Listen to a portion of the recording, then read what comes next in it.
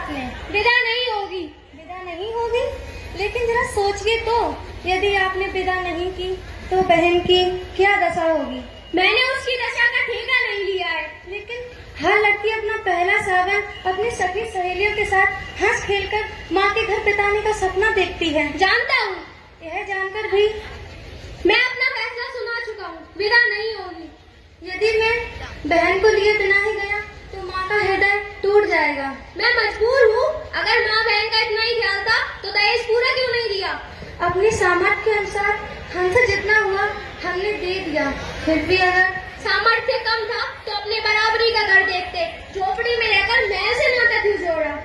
जी देना तो दूर की बात, बारात की खातिर तक ठीक ढंग से नहीं की गई। मेरे नाम पर जो धब्बा लगा है, मेरी शान को जो ठेस पहुंची है, और तो और भरी बिरादरी में जो मेरी हंसी हुई, उस करारी चोट का घाव आज तक हरा है। जाओ कह देना अपनी माँ से, अगर बेटी विदा कराना चाहती है तो पहले उस घाव के लिए मरहम भेजे। जी आप इस समय तो विदा कर दें। हम गौने में आपकी हर मांग को पूरी करने की चेष्टा करेंगे। मैंने दुनिया देखी है प्रमोद, ये बाल धूप में सफेद नहीं हुए, और तुम कल के छोकरे मुझे बेवकूफ बनाना चाहते हो। यह आप क्या कह रहे हैं? ठीक कह रहा हूँ। विदा तभी होगी जब इस हाथ पर 50,000 रुपए नकद रख दोगे। यह तो सरासर अन्याय है।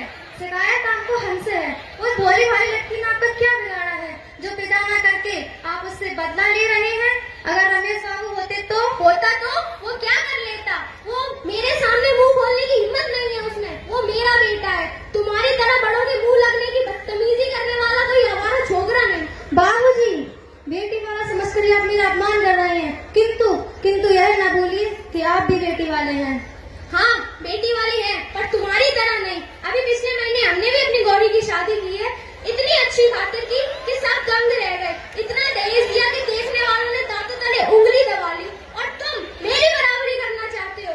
हाँ बेटी वाले होकर भी हमारी मुंह झूठी है, समझे? जी रमेश गया है गौरी को लेने, कुछ देर में आता ही होगा। मेरी बेटी पहला सावन अपने घर ही बिताएगी, पर तुम्हारी बहन के सपने कभी पूरे नहीं होंगे।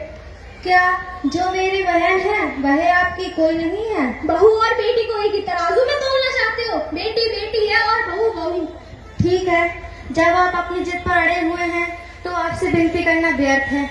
क्या जाने से पहले एक बार मैं अपनी बहन से मिल सकता हूँ? हाँ बिल्कुल, और हाँ जाने से पहले उसे ये भी बताते जाना कि अगली बार उसकी विदा कराने मेरे लिए मरहम लेकर कब आओगे। अरे सुनती हो गौरी की माँ, बहू को भेज दो जरा अपनी भाई से मिलने आकर। तब तक मैं देखूं इस माली के बच्चे ने लॉन में झूला डाला या नहीं।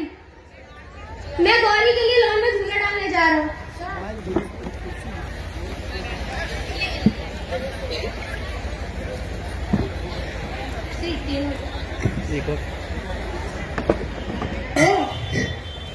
पागल न बनो कमला, रो मत। मैं कहता हूँ रो मत। इन मोतियों का मूल समझने वाला यहाँ पर कोई नहीं है। पानी में पत्थर नहीं पिघलता। भैया क्या? हाँ कमला, घबराओ मत। मैं जल्द ही फिर आऊंगा, और उस बार तुम्हारी विदा अवश्य होगी, क्योंकि मैं चोट के लिए मरहम लेकर आऊंगा। मरहम? हाँ कमला, हमारे व्यवहार से जो बाबूजी कलेजे में घाव हुआ है उन्हें मरहम चाहिए, और उस मरहम की कीमत है 50,000 रुपए। तुम चिंता ना करो कमला, मरहम का प्रबंध हो जाएगा। इस गए हाल में भी हमारा मकान 50-60 हजार में बिक ही जाएगा। मेरी विदा के लिए घर न बेचना भैया, आपको मेरे सुख स्वाद की सौगंध है। ये क्या कह रही हो तुम?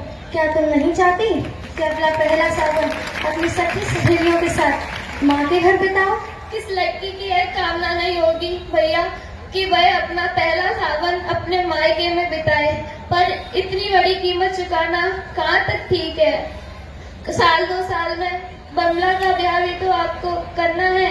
लेकिन तुम मेरी चिंता न करें, सच विदा न होने से मुझे जरा भी दुख नहीं होगा। कमला, गौरी आ रही है, बहुत अच्छा स्वभाव है उसका, हर समय हंसती ही रहती है। उसके साथ रहकर मुझे सखी सहेलियों की कमी बिल्कुल नहीं अखरेगी, आप विश्वास करें भैया। लेकिन आज नहीं तो कल रुपया तो देना ही पड़ेगा। पड़ेगा। कमला, कागज के 2 टुकड़ों पर अपना स्नेह और प्यार बेचने वालों के बीच तुम इस तरह कब तक और कैसे रह सकोगी? धीरे धीरे सब ठीक हो जाएगा भैया। माँ जी ममता की मूर्ति है ही, पिताजी जरा जिद्दी स्वभाव के हैं, समय के साथ वे भी सब भूल जाएंगे। मुझे तो ऐसा नहीं लगता। यहाँ सब एक ही मिट्टी के बने हुए हैं। हो सकता है माँ जी की ममता भी सिर्फ दिखावा हो। कैसा